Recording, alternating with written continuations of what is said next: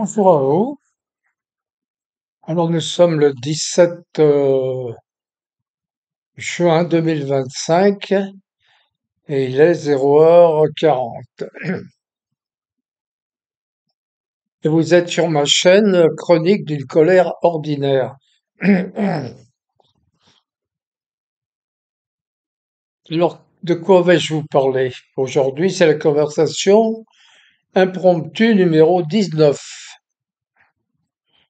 Ben, je vais vous parler, bien entendu, de ce que tout le monde a en tête et du conflit israélo-iranien.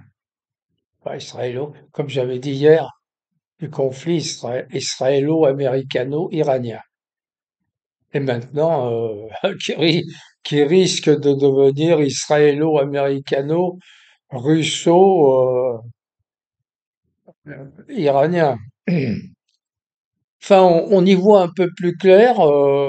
Bon, on se demandait, enfin moi je me demandais si quelle avait été exactement l'attitude de Trump, si vraiment il avait été surpris euh, et qu'il n'était pas, s'il était vraiment étranger, plus ou moins étranger à cette affaire. Mais bon, j'avais garde de doute parce qu'en fait, cette opération ne pouvait pas se faire sans l'aide des États-Unis. Bon, on en a la confirmation. Bien évident que les États-Unis sont intervenus. Bon, Trump apparaît maintenant comme un menteur patenté. Bon, il dit, on a pratiquement la certitude que qu'il a menti, qu'il s'est servi de fausses négociations, en quelque sorte, avec l'Iran, quoi. C'est le même coup que Minsk, en fait. En fait, il a pris la place des Européens le rôle des Européens dans Minsk, en fait, qui ont fait semblant de négocier les accords de Minsk et qui ont signé même les accords de Minsk avec l'intention de ne pas les respecter. Et avait entamé des négociations avec l'Iran dans l'intention, bien entendu, de ne pas les respecter ou même et surtout de les faire traîner en longueur. Il avait même au départ admis que l'Iran puisse avoir euh, un développement nucléaire civil, ce qui est d'ailleurs tout à fait légal et obligatoire même. C'est une, un droit inaliénable dans les accords. Mais ensuite, il a changé d'idée pour faire traîner les choses, quoi, en disant que non, que l'Iran ne devait pas avoir de nucléaire civil non plus, pas plus que militaire. Donc l'Iran, bien entendu, ne pouvait pas accepter ça. Il était tout à fait dans les clous il avait absolument pas de nucléaire militaire. L'AIEA, jusqu'à très dernièrement, avait convenu que l'Iran respectait les accords parfaitement et qu'il n'y avait aucune preuve comme quoi il développait du nucléaire militaire. Bon, il a changé d'avis ensuite quelques jours avant l'opération, bien entendu, en accord avec Israël. Ça a été prouvé ensuite. Les Iraniens semblent trouvé des documents prouvant la complicité de l'AIEA avec Israël. Donc on a une situation qui s'éclaircit un peu. On a un Trump qui joue un double jeu, qui était en pourparlers avec l'Iran afin d'affaiblir leur défense et de les un petit peu de les annihiler, de les mettre dans le coton. Bon, ben, ils avaient un peu confiance. Ils étaient en train de négocier des pourparlers. Donc, on n'allait pas être attaqué dans les médias. Mais ça les a surpris certainement un petit peu aussi. Bon, particulièrement en ce qui concerne la défense de leurs dirigeants, quoi, qui n'ont pas eu la présence d'esprit de protéger suffisamment, quoi. Et Trump, bon, ben, Trump, c'est un grand salopard, quoi. Comme, comme la plupart des présidents des États-Unis depuis 50 ans, quoi. On a affaire à des gens sans foi ni loi. quel qu'il soit.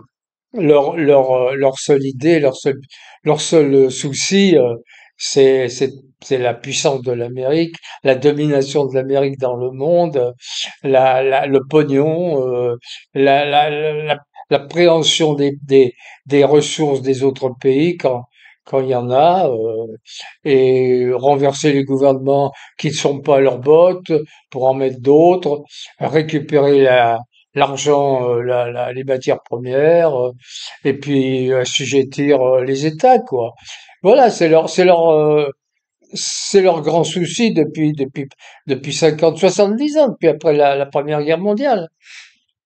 Et tant que les États-Unis auront ce genre de politique, le monde sera à feu et à sang.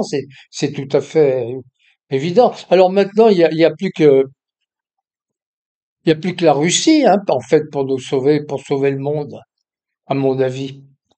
La Russie, bon, bah, quoi qu'on dise, c'est un pays très différent.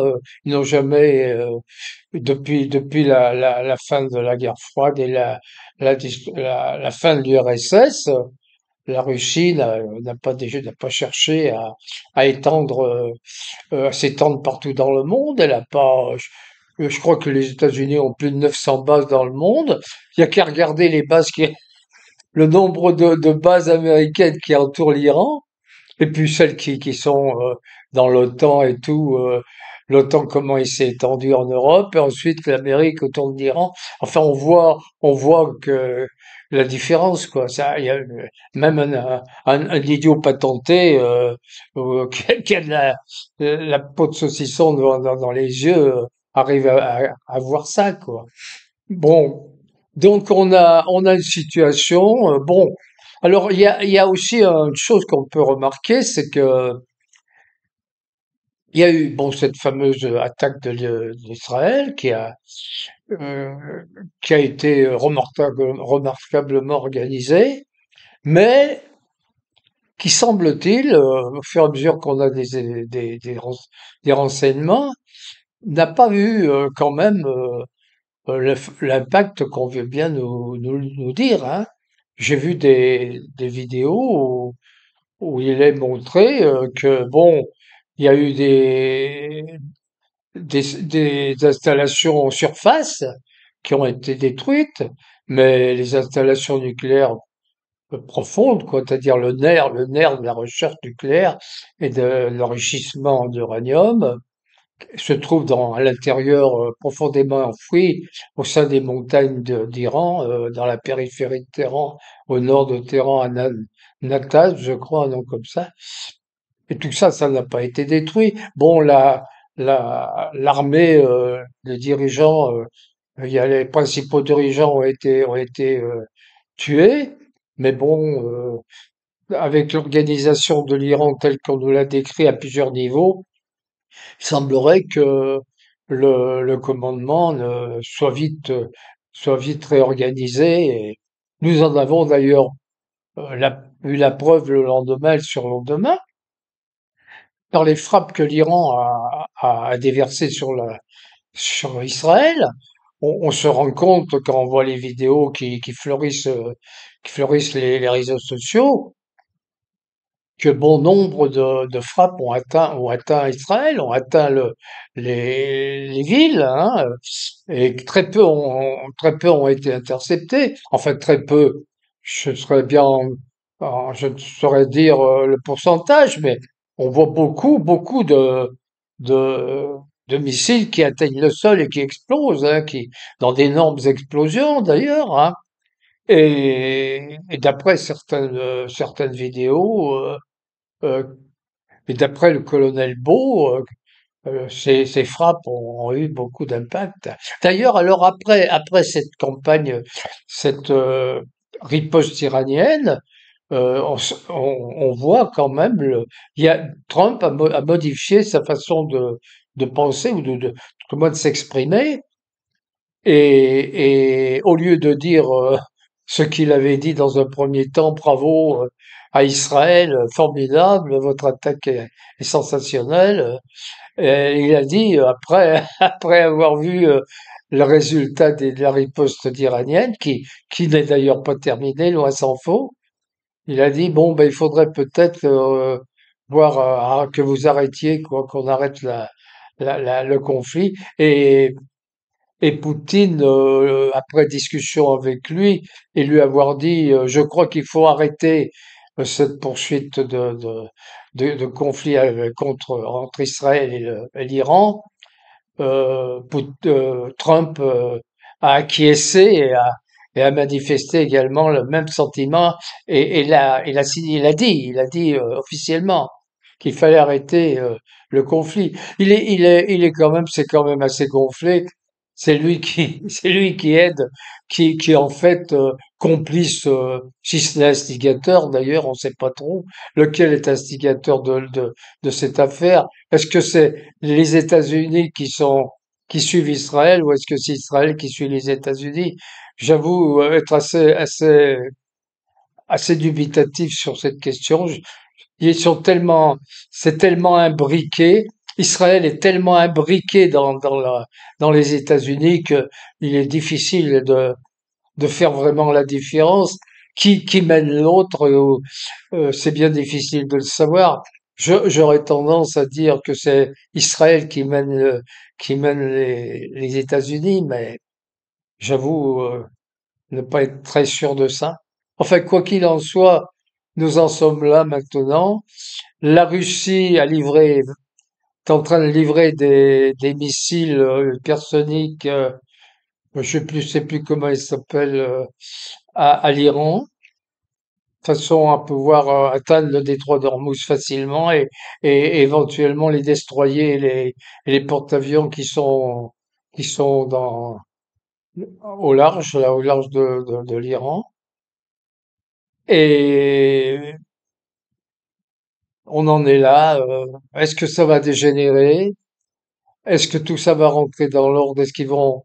Ils vont avoir, est-ce que Israël va, va arrêter devant devant la force en quelque sorte, devant la force de l'Iran, devant la réplique de l'Iran? Ou est-ce qu'ils vont continuer dans leur folie destructrice, dans leur souhait, dans leur délire du grand Israël, de l'arrivée du Messie? On est dans un conflit un petit peu messianique, hein, qui n'est pas un conflit purement, je pense, de pur intérêt économique ou de pure volonté hégémonique. Il y a tellement de choses imbriquées. Il y a une volonté hégémonique, une volonté mais il y a aussi une volonté d'agrandissement du Grand Israël. Il y a une volonté messianique qui est, qui n'a rien à voir avec la pure raison ou le pur, les purs intérêts matériels, quoi, en fait.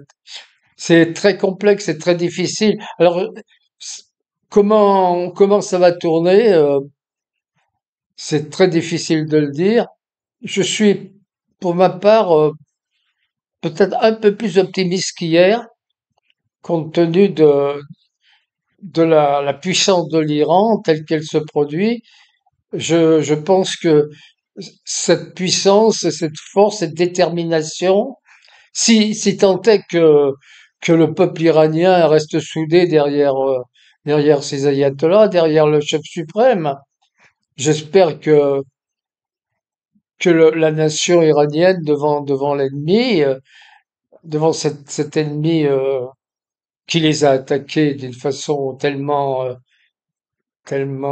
inhumaine enfin et puis en plus avec cette manière comment dire sournoise de négocier en même temps qu'ils négocient de préparer l'attaque. Je pense que ça va braquer le peuple iranien. Il semblerait d'ailleurs que le peuple iranien, après les premières frappes de l'Iran, euh, manifester sa joie dans les rues. Je ne sais pas si c'est vrai, mais euh, si c'est vrai, c'est un signe que le peuple est derrière et que le peuple n'est pas prêt à abandonner la lutte, quoi. Alors bon, on va attendre, mais on peut rien faire d'autre d'ailleurs, hein. Mais on est bien quand même dans un monde de fous, dans un monde de chaos. On sent que le chaos est partout, hein. Alors l'Ukraine, là, je viens d'apprendre aussi dans l'Ukraine que la Russie avait pris la possession d'Odessa. Donc on est sur la fin là aussi. Je crois que l'Ukraine va être à genoux. Bon, ça va être c'est la fin de l'Ukraine. Donc elle va tout perdre, hein. Elle a refusé. Ils ont été dans la fuite en avant. Et bon, bah, je pense que là ils vont. Alors à moins qu'ils tentent encore des actions terroristes, ça ils vont le faire. Ça c'est dans leur gène, hein. Je pense qu'ils vont encore le faire. Mais l'U- l'Ukraine, la Russie ira de plus en plus fort et tapera de plus en plus fort. Je crois que maintenant la Russie est décidée à les mettre complètement à genoux. C'est d'ailleurs la seule chose à faire parce que devant le refus de la négociation et les tergiversations du genre d'Israël et de c'est toujours la même chose. On peut les rapprocher les deux conflits, hein. L'Ukraine tergiverse tout le temps, des fausses négociations qui tiennent pas debout, n'ont aucune intention de négocier. Zelensky sait que il peut pas négocier parce que d'une part il a signé lui-même un décret interdisant les négociations avec la Russie et d'autre part il sait que s'il négocie avec ces extrémistes qui l'entourent, il est bon pour le cimetière, hein. Ou alors la fuite, la fuite à toutes jambes, mais la fuite, ça m'étonnerait qu'il soit pas rattrapé à un moment ou l'autre. Donc, il est conduit fuite en avant. Donc, on est dans une situation similaire à Iran et Israël, hein. Voilà. Donc, écoutez, ben, essayons de garder la tête froide, de pas trop paniquer. Et puis attendons, et bon, bah, pour nous, la France, ben bon, on n'entend pas trop Macron pour le moment. J'ai pas entendu en dehors des déclarations d'il y a deux, trois jours, là, où on devait faire la guerre, suivre aveuglément Israël et combattre aux côtés d'Israël, ou je sais pas où le soutenir, ou je sais pas ce qu'il a raconté. Enfin bon, ça va pas loin. Personne ne le prend plus au sérieux de toute façon. Mais bon, c'est pareil, hein. Devant la situation de nos élites, là, devant la situation de la France, tant, tant sur le plan financier que sur le plan sociétal, avec des mesures de l'Union européenne qui deviennent de plus en plus folles, avec des choses qui vont nous tomber sur la tête, je sais pas quoi, des retraites amputées ou je sais pas ce qu'ils veulent faire, obligatoire du vaccin contre la grippe pour les plus de je sais pas quel âge, enfin bon, moi, je sais que personnellement, ils iront se faire foutre. Jamais je me ferai vacciner avec leur saloperie. Il faudra qu'ils viennent faudra vraiment qu'ils viennent me prendre, et je me laisserai pas faire pour être tranquille. Et il y en a beaucoup comme moi qui vont réagir, hein. Parce que si on n'est plus maître de son corps, là, je sais plus jusqu'où on va. C'est vraiment le régime fasciste à l'hitlérienne de plus en plus, hein. On va aller prendre les vieux de plus de 70 ans dans leur maison pour les piquer. Et puis voilà, quoi. Et puis on va prendre les gens handicapés, on va prendre comme ils ont fait avec les gens les anciens avec le Rivotril, hein. C'était un prélude à l'anéantissement, quoi, à la destruction et à l'eugénisme. On arrive avec un régime de tellement de fou, quoi. Il va falloir réagir sérieusement, là, hein.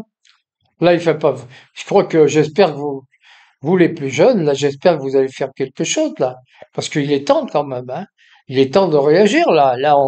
On arrive au bout, hein, au bout de l'acceptation, là. Réveillez-vous un petit peu quand même, hein.